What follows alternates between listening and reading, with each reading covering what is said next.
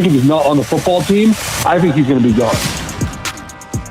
So Key always says follow the money. And if you've got $128 million locked up in number 11, him being gone doesn't seem the way that would conventionally go. But hang on a second. When Adam Schefter says something, you got to stop and pay attention. Yesterday, Adam on our great station in Philly, 97.5, The Fanatic. And yeah, it's tough to move on when a contract is that big. General Manager Howie Roseman has been the first guy to say, we believe in Carson, even after all of the struggles of 2020. But then Schefter said this on Wentz's future. And you know Schefter, he's got a couple of contacts in that cell phone. He wants to leave the franchise. That's why the trade still is in play. This is all real, and this is made up, right? And just because he would like to be moved doesn't mean he will be. If I had to guess, I would guess he is traded. That'd be my guess, okay, at some point this offseason. But again, they're not just going to trade him. They're not looking to get rid of him. They're not. I'm guessing it would be a minimum of a first-round draft pick, a minimum. And, of course, they're going to want more. They might be asking or want 2 first-round picks, for all I know. I want to be very clear. I don't know what but I would say they'd want a minimum of a first-round draft pick. That's him on SportsCenter last night. Key, a little geography for you. They were in love with this guy so much, they turned it from Pennsylvania to Pennsylvania. And he, when he entered the league, had such an image. They say if you live in North Dakota, they call it North Dakota nice, right? Nicest guy in the world, great Midwest team player. That narrative has started to flip a little bit, and Adam is putting it on the table that it's not that the Eagles are upset with Carson Palmer and disappointed in his performance. Now, Carson is repaying that level of vengeance on them.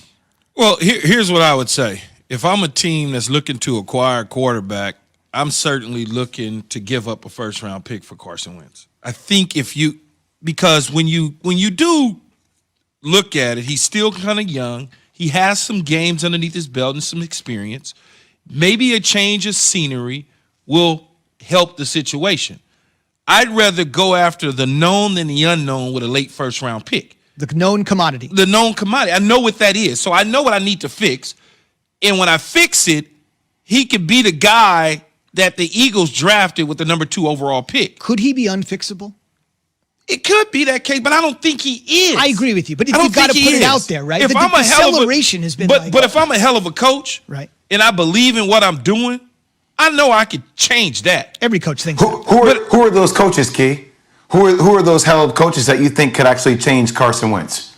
Well, Andy Reid. Well, he's not going to Kansas City. You asked me a question. Well, because you said Andy Reid, Kyle Shanahan, Sean Payton. How about John Gruden? Nah, you're giving me coaches that are aligned with quarterbacks. That's what I'm wondering. Is not aligned with a quarterback. He had Jimmy Garoppolo. I would take Carson Wentz over Jimmy Garoppolo in a heartbeat because I could fix him. I already had Jimmy Garoppolo. I can't fix that, but I can try to fix this other guy. John Gruden would probably not be able to fix it because of his own frustrations. He would be so frustrated with Carson Wentz, he would get rid of him like the next year and waste the pick. And so when you start to look at, because McVay already got his, you're not going to trade him within the division to the Washington football team because I think Norv's son, Scott Turner, could probably work with him and fix him, but you're not doing that within the division. Other than that, there's not a whole lot of spots that are left. That's what I'm saying, Key. He's stuck. Well, I think he's going to be stuck there. I don't think anybody's going to make a move for Carson Wentz. Indianapolis might decide that because of his relationship with Frank Reich. Remember, Frank Reich was on the staff when he went to the Super Bowl when Carson Wentz was having an MVP-type season prior to the ACL injury against the Rams out of Los Angeles. So that may be a landing spot for him, and they want a veteran quarterback. They missed out on Matthew Stafford, and if the Eagles are willing to move him and the Colts are willing to get him, they can absorb the salary, and they don't have a quarterback that they feel good about that's sitting on the roster right now. So Indianapolis is a good shot.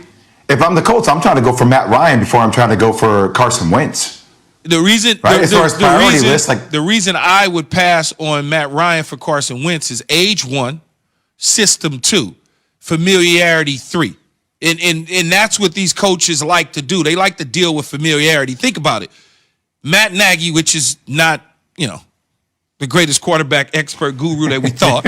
He went and got Nick Foles because he felt familiarity. When he had an opportunity to maybe land a couple other people, he jumped on Nick Foles' situation because of familiarity.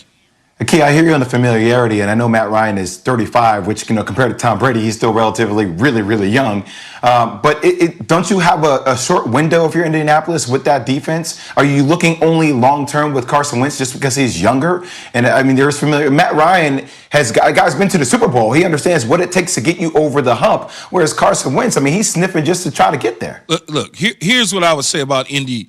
Indy's still young all the way around.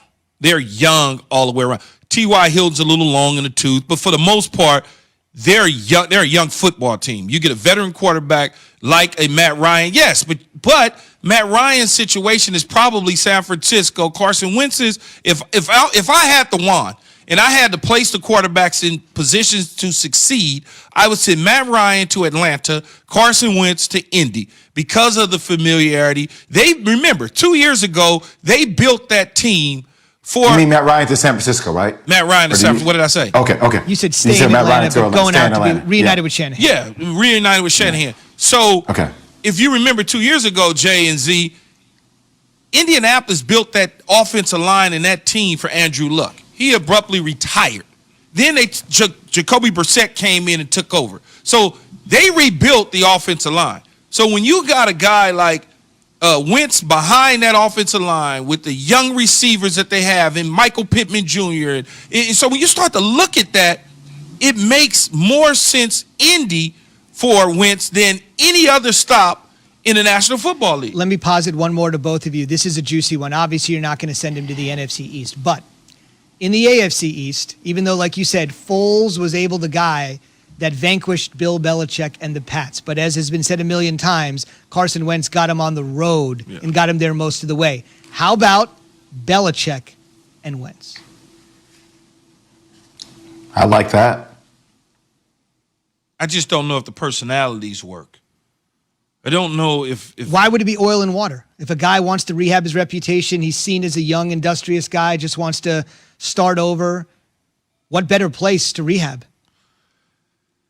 Yeah, but the things that Belichick has dealt with from what I've seen from the outside looking in and from knowing him when he's rehabbed, so to speak, other players, they were not quite like Carson Wentz.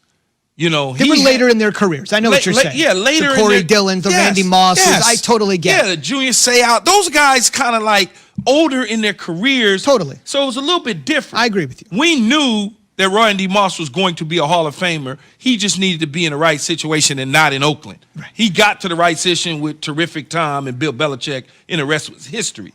We knew Corey Dillon was an animal in Cincinnati. He needed to be with the right team. He got with the right team.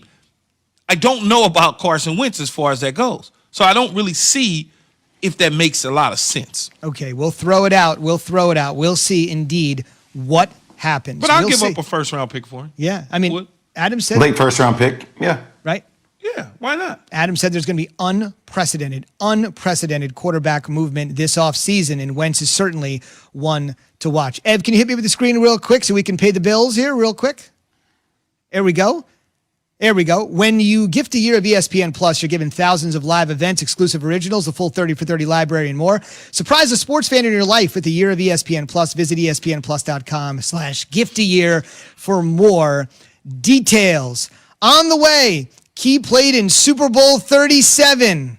So how much does he remember from maybe the greatest moment of his football career?